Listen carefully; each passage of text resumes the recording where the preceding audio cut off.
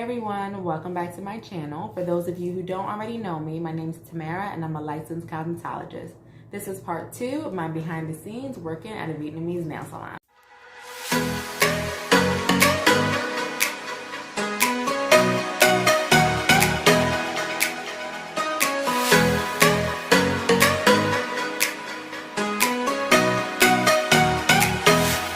In my last video, I ended with clients still supporting salons where they're no longer respected. Especially after the COVID-19 pandemic, everything's about $1. No one cares about customer service. No one cares about customer satisfaction. At the end of the day, they only care about themselves. And most of these nail techs don't even have their license. Oops, did I say that? Yes, you heard it here from me. Majority of Vietnamese nail techs do not have their license. And 95% of them do not use their real name. So yes, they don't use their real names. Majority of them have Vietnamese names that is very hard to pronounce for a lot of Americans, for a lot of clients, for a lot of walk-ins. So majority of them change their names versus the ones that were actually born in America and have an Americanized name. When it comes to them not having their licenses, it really doesn't matter. That's their skill, it's a family business. Normally that skill is passed down from generation to generation. So most of the Vietnamese people that I've worked with learn nails from a family member. They also never think of going to school to get their license. In a lot of ways, this world is very crooked and there's a way to get around everything, even in the beauty industry. A lot of Vietnamese people that I have worked with personally have paid cosmetology teachers to get them a license, and they would get them a legit certified state cosmetology license for the state they live in. Not all of them do that because most of them really don't care, but honestly, it definitely helps when state board comes knocking at the salon door. I had 2 incidents that I encountered at Salon A where cosmetology license was definitely needed. The first incident, a client actually got burned from an eyebrow wax from a lady that actually just came from Vietnam. She had no license, hardly spoke English. She was actually the owner's aunt that came in to America, and the wax was just way too hot for her skin, pulled her skin off, and it was just a really, really bad situation. And the lady threatened to sue. They actually had court papers mailed to the salon. The American woman was very furious because she didn't know what to do. She was trying to get someone with a license to take the fall, but of course that wouldn't work because it's our license that would be on the line. Fortunately, they never had to go to court. It fell through, so they got super lucky. The second incident I had, state board came to the salon. Now, I don't know if any of you had state board come to your salon before, or have you ever been a client that was at a salon when state board walks in. That is a very stressful situation for anyone that doesn't have a license. So when state board walks in, they rarely ever introduce themselves. They walk in, they look around, very suspicious. They always have like a little notepad, a pen to write something down. They introduce themselves maybe like 5 minutes after observing the whole salon. And they say who they are, what they're here for. At this time, you will see so many people run at a barbershop, at a hair salon, at a nail salon, at a spa, anywhere there's unlicensed people. Anytime you see them run and you see a woman or a man with a notepad or a pen, you know what that's about. In Salon A, there was a time state board head came in, they started counting heads, and they find everyone without a license. Now, they don't specifically say each person, hey, where's your license? Hey, where's your license? They start counting heads. So if they count 20 heads, they want to see 20 licenses at the salon. I'm not going to knock anyone that doesn't have their license because I understand it's a hustle. We need to hustle, we need to get our money, we need to do what we need to do. But I will say, find a way to protect yourself when something happens. Salon A and Salon B both had trouble with paying their employees on time. And I've actually talked to a couple of girls I used to work with. The salons they moved on to do the same exact thing. For some reason, Vietnamese owners feel like just because they say payroll's on Monday and you don't get your payroll until Thursday, it's okay. Like, they don't have to tell you anything. They don't have to keep you updated on what's going on. They literally just pay you when they want to pay you without saying anything. It's stressful, it's frustrating. Being a busy nail tech, you know, we do get a lot of tips. So for the most part, everyone's like pretty okay with having extra money and doing what they need to do. but it's still our paycheck. It's still our paycheck. We still want to be paid on time, regardless if we need it or not. Some people live paycheck to paycheck. They need that, and Vietnamese people will just prolong it and not even care and not even say, hey, I'm so sorry, payroll's going to be running a little bit behind. Is there anything that you need beforehand? They don't do anything. They're very, very unprofessional.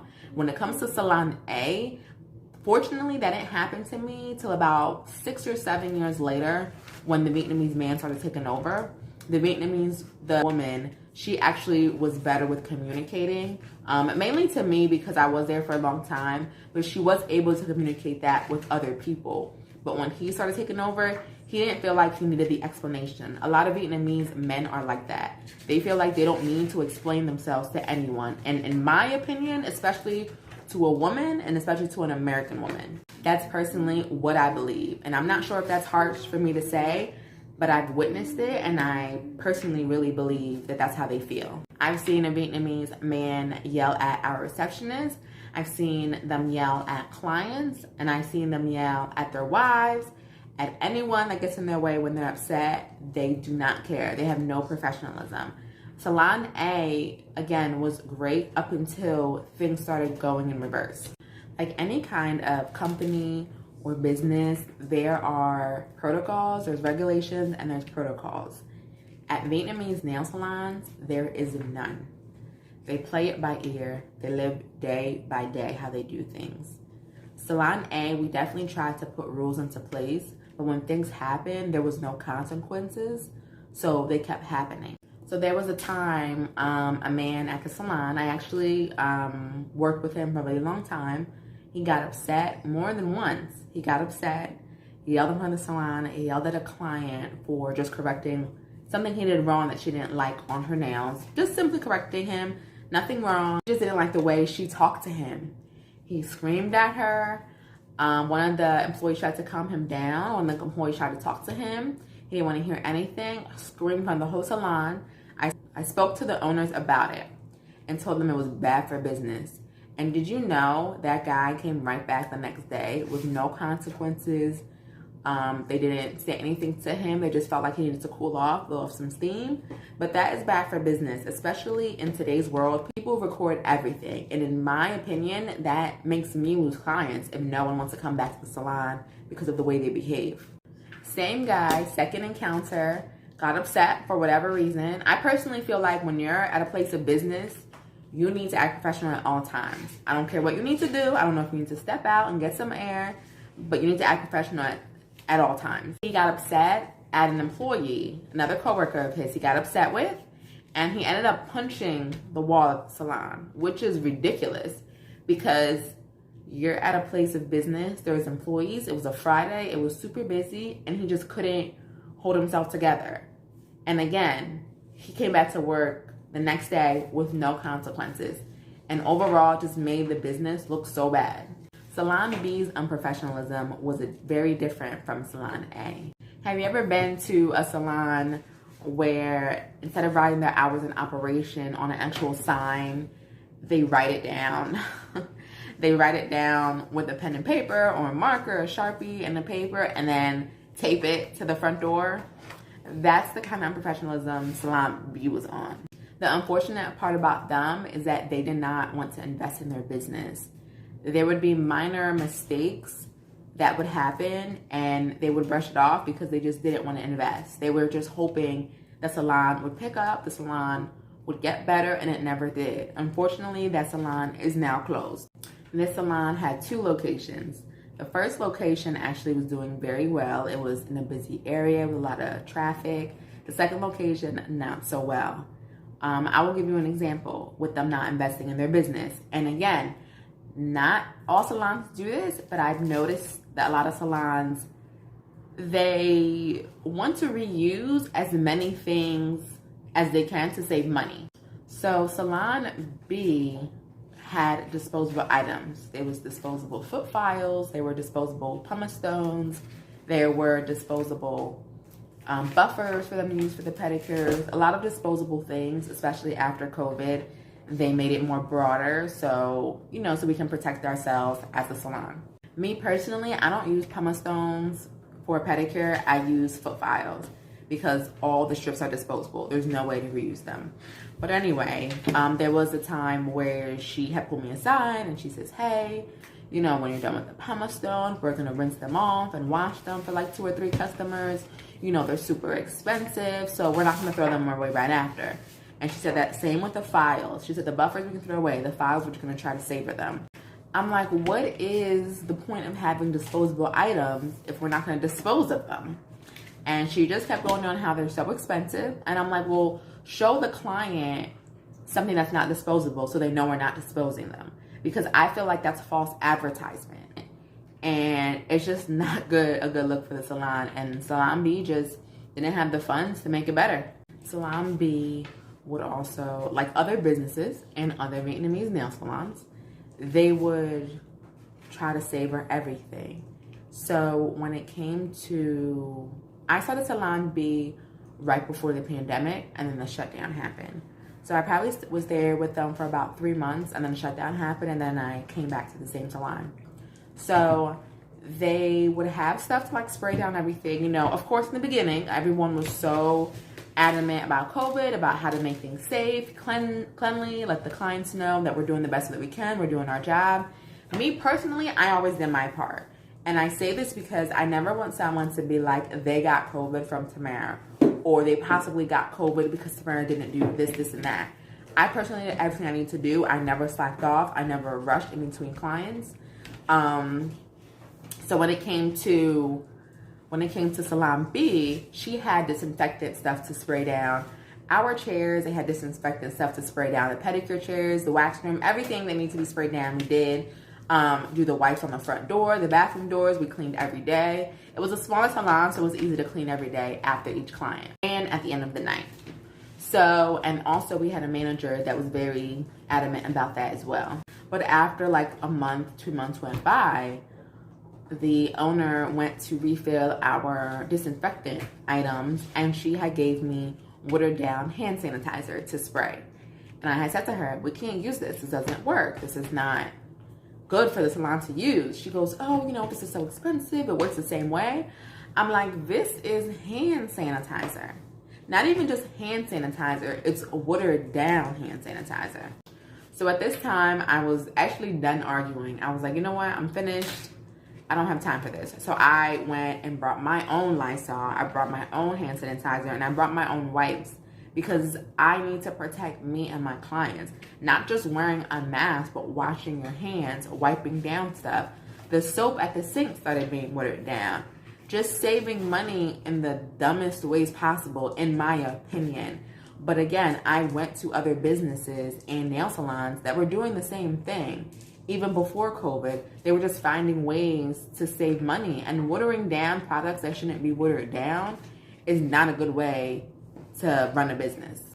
It then got to a point where the manager was actually getting fed up. She was from Taiwan, I believe, and she was very professional. She was great, but we were getting things to wipe down everything at the end of the night. The phones, the desk, the front door, the handlebars to the back door, the handle to the bathroom, the sink and everything, would wipe everything down. She was very adamant about doing that every day, and it got to a point where the owner stopped buying the wipes we were using. So one time she went to the store and she bought the wipes because we ran out, and she had no problem. She goes, it's fine, I'll run out, I'll go buy them, not a big deal. But then when that ran out again, the owner would not reimburse her, and she wouldn't buy any more wipes. It's just what people were doing when things started getting back to normal a little bit. They started slacking off, and that's what Salon B was doing. They were being unprofessional, but behind the scenes. They weren't showing the clients they were being unprofessional. They weren't showing the clients they don't care, because in my opinion, that's showing you don't care if you're not investing in your business for disinfectant products. Salon B was not making any money. You can tell, like, they were slow. Some days I would be there, I'd be booked all day, and there was not one walk-in. There was not one other client that came in. Some days I was sitting there if I had no appointments. They were just losing a lot of money. She communicated a little bit at first, but never really said, hey, I possibly might be selling a salon. So the one day she texted me, ooh, this owner loves to text. I'm so sorry. This owner That was another unprofessional thing she did. She loved to text. And in a way, it was good for me. If anything she said went left, I could screenshot. But she was very good at texting. Like, she didn't like confrontation. She did not like making a conversation face to face. Rarely ever. She loved to text. So that was her one thing. That was her one unprofessional thing she did the whole year I was there. So anyway, so I was doing my client. I was actually doing a mom and a daughter. So I seen a text come in, and it was from her. And it was like, hey, Tamara, when you're done, I want to talk to you. So I said, okay.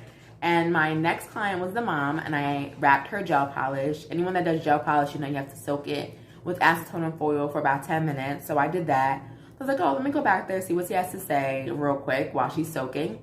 So I go back there, and she's like, are you finished?